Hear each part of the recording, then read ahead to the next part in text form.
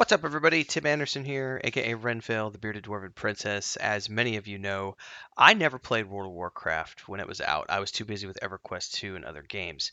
So it has been a treasure trove to watch these documentary videos coming out on the official World of Warcraft YouTube channel over the past few weeks as we lead up to the launch of Wrath of the Lich King. And this latest episode for me for a variety of reasons, has really intrigued me onto what they were building with the game and how they were adapting in real time to things coming together and going from launch to the Burning Crusade to Wrath of the Lich King. And then this particular video on the in-game cinematics that they started working on is really cool to me because I saw them do the same thing with Lord of the Rings Online, where they started adding these in-game visuals using the in-game engine, in-game models, in-game emotes, and a camera that just could move around and track things. And it added this certain level of immersiveness to the storytelling and made it a more compelling experience for the players. And it sounds to me, based on what I've watched through this video, that they did the same thing here. But it's a really cool video that I just kind of want to go through and talk about as they do it. Um, because it's new to me and I'm having the most fun I've had in an MMORPG in more than 10 years playing um, World of Warcraft pre-patch for Wrath of the Lich King. So I'm just going to dive into this. If you want to know more, don't forget to like, subscribe, hit the bell icon so that you get more updates. Thanks to all of the folks here who are subscribers of the channel and who are supporting it here and over at Patreon. More info at the end on how you too can become a supporter. In the meantime, let's just dive in here and talk about what they are working on. So to me, I haven't seen a lot of these cutscenes because I haven't played the game yet. So let's go ahead and fast forward this a little bit. This episode is called Building Azeroth, the Wrathgate. Now, I have no frame of reference about what the Wrathgate is, other than that it's a cinematic for Wrath of the Lich King. And so this is really cool stuff for me because in-game cinematics. yeah, in-game cinematics and how they came to be. I love the fact that, and we're gonna fast forward through this because I'm not gonna watch the whole video with you Warcraft guys. 3 actually. If you go forward, they talk about the story cliffhanger and needing to add these cinematics to the game, and so it says they looked to in-game cinematics for the first Game time. cinematics for the first time. Well, they came to us with a script. This is the creative leads who are basically saying we want to add this element to the game. How are we gonna do this? And it was evident from the pages that this was a major moment. This was the first time that the Lich King would confront the players in the flesh. I will show you the true meaning. Oh, baby. Look at those storyboards. By the way, one of the coolest things I've ever seen in if you've ever watched the behind the scenes footage for Peter Jackson's Lord of the Rings films or the Star Wars films, storyboarding is one of the coolest things. I love it. I can't draw, so for me, if I could draw, I would definitely probably want to be a storyboard artist because I think it's one of the coolest components of putting a project together.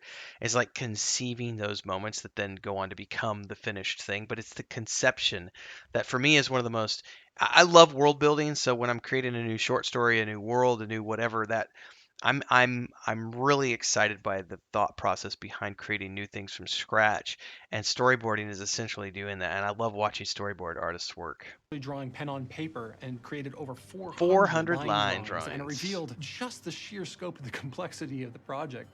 So now a handful of video artists are given an exciting and almost terrifying opportunity to make a cinematic using the in-game engine. Yeah. But the engine really wasn't designed to do it. There'd never been any cinematic expressions in World of Warcraft. That's really telling, the fact that they didn't go to an outside source, they didn't use a third-party animation, because if you look at a lot of what's done in some games, they'll use like an outside animation team to build the cinematics that are just patched in between sequences in game. So you'll be doing something and then the story will stop. There'll be a cutscene of some type, but it's never using the in-game engine. It's using something from outside, which can break the immersion because you're breaking the art style. With the exception of these gameplay trailers that we've been putting together. So we were gonna have to get innovative, we were gonna have to try new things, and we ended up doing a whole lot with the engine we never thought was possible. This is really cool. I'm gonna cut through some of this stuff because I already went through it. And they talk about basically they have this camera that they built, a WoW add-on, Add-on called Camera Guy. which is really cool because essentially, this is kind of like the precursor to the camera that we get these days in a lot of other games, like say Final Fantasy XIV, or single player games like Assassin's Creed or Cyberpunk, where you have a photo mode where you can actually pause the game, go into this photo mode, move the camera around, pan it up and down, and take videos and clips of your character in different at different angles and everything else. It's also one of the reasons, if you've ever watched like the God of War documentaries, they talk about how God of War is built in a truly 3D manner.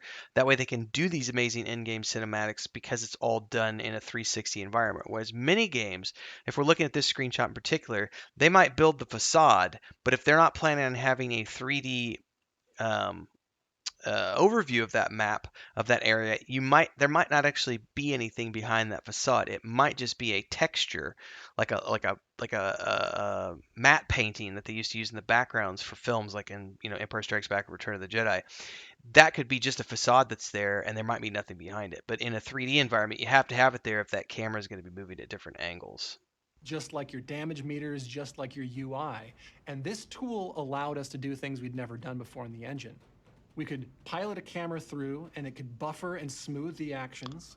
And Really then we cool could stuff play here. that Layers. path back again, which allowed us to record a background, a foreground, a midground, layer them together. So This is what cool. allows us to up the visual fidelity and really get depth in our scenes, and it produced some pretty good Yeah, results. I mean, it's Even 14 pretty years amazing later, what the they did with fundamentals this. of Camera Guy and our add-ons are still used by our video department to capture. And they're used, in other games and around the world. There's a part here where they were talking about how this is essentially, yeah, this is the part I want to get to here. The Q&A testers who are working as our actors. So if you've ever watched like what they're doing with like the Mandalorian or the new Avatar films or whatever else, where they're doing it entirely on green screen, but the director has a composite built for his monitor. So he can actually look into his monitor and he sees a digital set in real time, and he can move the actors around on his digital set, but the actors are only seeing the green screen. They have no frame of reference. And that's essentially what he's about to describe here. So this is like a precursor to that. QA testers who were working as our actors, when they loaded into the game, they wouldn't see what we were seeing through the camera lens. They'd see little squares of blue and white checker patterns. And they kept asking on voice chat, "Are you sure it looks good? Does it look correct on your side?" And we'd be like, "Yeah, Is it good? no, it Is it looks good?" awesome." And it did look good. Rise up, sons of the Horde! My favorite shot was when the army of the Horde actually descended from their fortress. This is and really cool. rode up the steps of the Wrathgate on the back of their wolves. And if you watch that shot, you'll see that actually it's a whole bunch of players lined up. They all hit run. They all hit slash cheer. Just like a role play right event. on their mark. Targa for the Horde! He says this is all played real time. It was all played in real time, just like a role-playing session. Yeah, like a good roleplay session. Really good stuff here. It's also worth noting that they did up-res the characters quite a bit for the visuals. They didn't change the art style, but they did up-res them so that they had teeth, and they went from these polygonal, six-sided eyes to round eyes. So they did some stuff to make these visuals look a little bit better in the cutscenes. But otherwise, they pretty much kept the same art style and everything else. This is the thing that I love here. He talks about the thing that Wrathgate says over 90% of the shots were done with in-game emotes. And this is something I've done in the past, just for my own personal roleplay stuff when we do videos. I love using in-game emotes to do roleplay and capturing those performances and putting videos together. This is great. We're done using animations that already existed in the game. One of the most iconic lines of the Wrathgate. Did you think we had forgotten? Was just Putris up on the hillside. This is and brilliant. He's just doing the slash bow animation, but at like 3% speed. You just take the speed slider all the way down. This and is he's brilliant, actually like doing this hacking off your camera existing stuff and reusing it in all sorts of creative Did ways. you think we had forgotten? And no one would be the wiser that was really just an Kit, emote. it's kit bashing 101. That's brilliant. Just really cool stuff here. This is also really cool where he talks about the way they did the fire for the dragons. Instead of doing the traditional composite methods, they actually attached it to a vehicle and then drove it around the set. This is Doing brilliant. traditional composite methods, we ended up making a vehicle out of the fire on the ground. The pillar of fire breath would sit in the seat of the fire, and then the dragon would attach to the pillar of flame, And and the then you whole just thing was drive how it a around. car, we would just drive around the battlefield, and it looked like a dragon strafing, when it was just this vehicle being piloted around. That's really brilliant, though, from a One of the creative things that made the standpoint. Wrathgate so memorable is that it wasn't just the cinematic. And one of the coolest things that supported the Wrathgate was the new technology of phasing. I'm a big When fan of phasing phasing. technology came online, the events of the movie actually transpired in the game. And seeing how dynamic the world had become, both before and after, was completely All right, new. this right here. I need to know what this is, everybody. Is this like a Titan or something? Because this looks badass. I cannot wait to find this and discover what this is, because this looks amazing. Because they're obviously uncovering it, and it looks like a big ass dwarf, right? Um, and he's got like magic runes all over him, and he's carved out of the mountainside. So this is still like the Titans, one of the precursor to dwarves. I need to know more. Please let me know in the comments below. After was completely new. And phasing is the technology that allows this to happen. I'm a big fan of phasing. As Yeah, I don't, the rest of this is some of this. Let's see if there's anything in here that I the actually. Wrathgate started coming This is about the events themselves, and this is the part where they talk about. I do agree with this right here. It made it feel more immersive. more immersive, like the story was coming to life. And it had a profound effect moving forward in World of Warcraft. Through all subsequent updates, in-game cinematics became a major staple of all major moments in the game. I will never forget my experience working on the Wrathgate, the wonderful Awesome. crew who worked on it with me, and how much it meant to me as a player, as a fan, as someone who just loves Warcraft.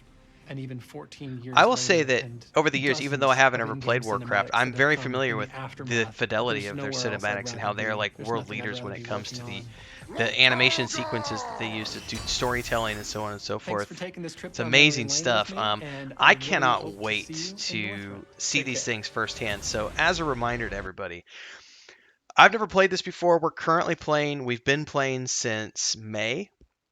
And our guild is working towards Wrath of the Lich King. We're just around the corner now. I've got 3 level 70s that I've leveled up manually over the past like 5 months. I haven't boosted any of my characters. I leveled up a hunter, a mage, and a death knight. I'm having the time of my life. I've said this. I've been doing a lot of Warcraft videos recently. My channel for a very long time has been a diversity channel, but more and more I'm starting to create more and more Warcraft content because this game is. I'm blown away. Like I can't believe I didn't play this when it was out because I was just busy with other things. I was an EverQuest fanboy, and to be playing it now, I'm seeing all these things and going, wow, I can't. I'm beginning to see how this game influenced all these other games that I've played since then. So we've gotten all the way here, and I just want to say. Hopefully, those of you who are following along will like, subscribe, and hit that bell icon to get more updates like this because we're going to be continuing our adventure into Wrath of the Lich King from here on out. We have a guild on the Pagle server. We're on the Alliance side if you'd like to join us. I think we're up to like 185 members now, so it's growing fairly steadily. We're going to be doing raiding. A lot of us are new. Myself, my brother, Nathan Napalm. We've never played Wrath before, so we have quite a few people who have never done this before, so we're getting to see this for the first time. We obviously have a lot of people who are in for nostalgia as well and who are graciously helping us out with lore and everything else. But I'm loving to be able to come here and watch videos like this as well, which help me understand more of what went into making this such an impactful experience for players. And being able to experience it for the first time now, some 15 years later, is really cool. In any case, we've got to the end here. If you want to know more about how to support, it's really simple. The first and foremost thing you can do is drop a super thanks on this video. $2, $5, whatever you want to do. You could also join as a member of the Adventurers Guild for $2.99 a month. It's like, if you consider me your Netflix or your Hulu or your Disney Plus, I produce a lot of content here. And if you like it, you can do super chats and memberships. You can also join over at Patreon. Thanks to all of you who are already supporting. Don't forget to tune into a live stream anytime you see me live, and you can do super chats and stickers on those. Hopefully, we'll see you in game as well. Discord links are down below, as well as all the other links. Thanks so much for listening to me talk about World of Warcraft. I know I'm a small content creator, but hopefully you still find the content entertaining. And I look forward to seeing everybody in game. Until next time, everybody, safe gaming.